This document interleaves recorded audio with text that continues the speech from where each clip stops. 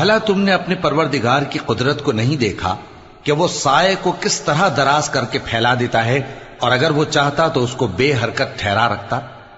پھر ہم سورج کو اس کا رہنما بنا دیتے ہیں، پھر ہم اس کو آہستہ آہستہ اپنی طرف سمیٹ لیتے ہیں۔ اور وہی تو ہے جس نے رات کو تمہارے لیے پردہ اور نیند کو آرام بنایا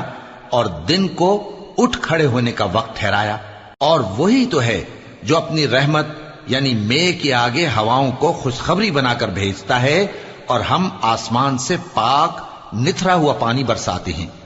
تاکہ اس سے شہر مردہ یعنی بنجر زمین کو زندہ کر دیں، اور تاکہ ہم وہ پانی بہت سے اور آدمیوں کو جو ہم نے پیدا کیے ہیں پلائیں۔ اور ہم نے اس قرآن کی آیتوں کو طرح طرح سے لوگوں میں بیان کیا تاکہ وہ نصیحت حاصل کریں،